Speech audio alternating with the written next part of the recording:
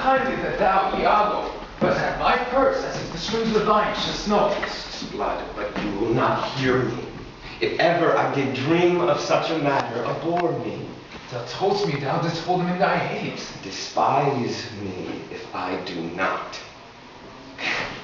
Three great ones of the city, in personal suit to make me his lieutenant, off-capped to him. But he, as loving his own pride and purposes, evades them with a bombast circumstance, horribly stuffed with epithets of war. For certes, says he, I have already chose my officer. And what was he? Forsooth, a great arithmetician, one like Cassio, the Florentine, that never set a squadron in the field, nor the division of a battle knows more than a spinster.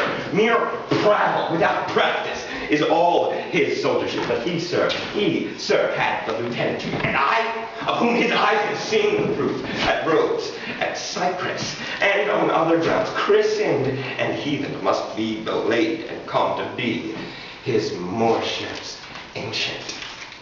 By heaven, I'd rather have been his hangman. Why? Now, there's no remedy for it.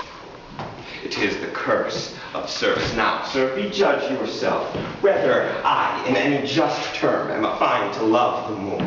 I would not follow him then. Oh, sir, content you. I follow him to serve my turn upon him.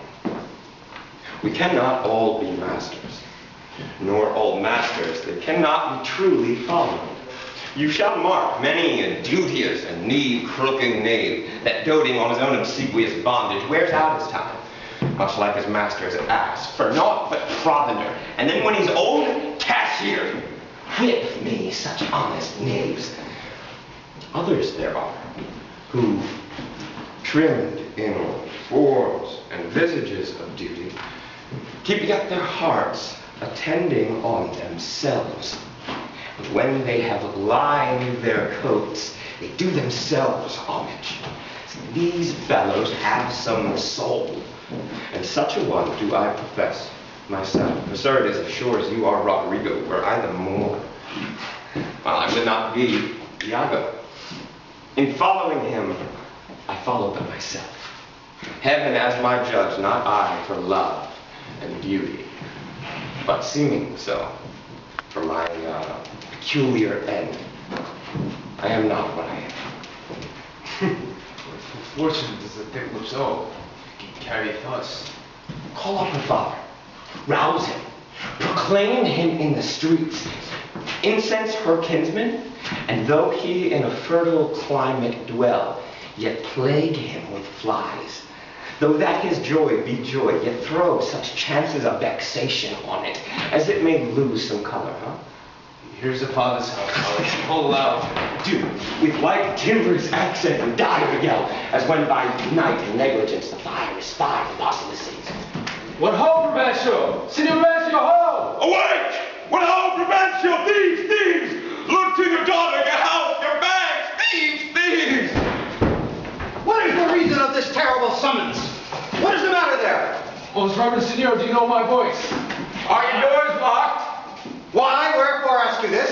Soon, sir! Your heart is burst! For shame, put on your gown! Even now, very now, an old black ram is tough in your white ewe. Arise, I say! What, have you lost your wits? Most Reverend Signor, do you know my voice? Not I. What are you? My name is Rodrigo. The worse are welcome. In honest plainness, thou hast heard me say, my daughter is not for thee. And now, in madness and being full of supper and distempering draughts, upon malicious knavery dost thou come to start my quiet. Sir. But thou need be sure, my spirits and my place have in their power to make this bitter to thee. Patience, good sir. Why tellest thou me of robbing? This is Venice. My house is not a grange.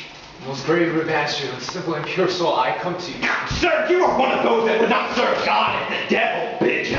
Because we come to do you service, and you think we're ruffians, you'll have your daughter covered with a Barbary horse.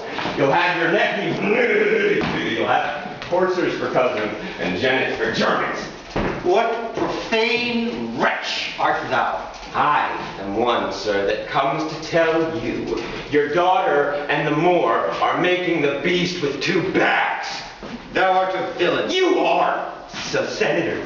This thou shalt answer. I know thee, Rodrigo. Sir, I will answer anything, but I beseech you, if it be your pleasure and most wise consent, as partly I find it is, that your fair daughter at this odd even and dull watch of night, transported with no worse nor better guard, but with a knave of common hire, a gondolier, to the gross clasp of a lascivious Moor.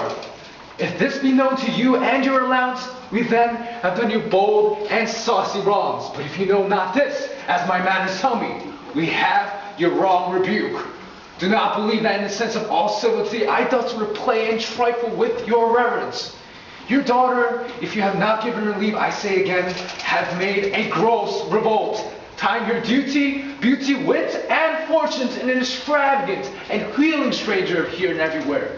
Straight satisfy yourself. If she be in her chamber or your house, let loose on me the justice of the state for thus deluding you. Strike a tinder. Call up my people. This accident is not unlike my dream. Belief in it oppresses me already. Light! I say a light!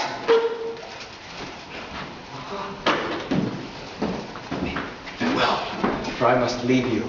It seems not meet nor wholesome to my place to be produced, as if I stay, I shall, against the Moor.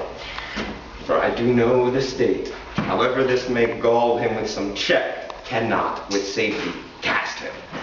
For he's embarked with such loud reason to the Cyprus wars, which even now stands in act, that for their souls, another of his fathom they have none.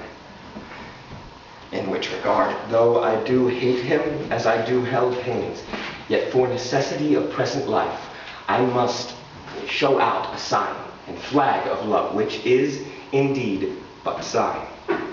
So that you shall surely find him, lead to the Sagittary the raised search, and there will I be with him. So farewell.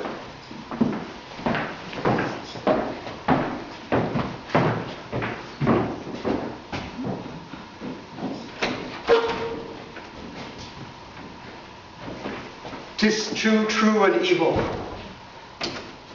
Gone she is. And what's to come of my despised time? Naught but bitterness. Now, Rodrigo, where didst thou see her? Oh, unhappy girl, with the Moors, saidst thou, who would be a father? How didst thou know 'twere she? Oh, she deceives me past all thought.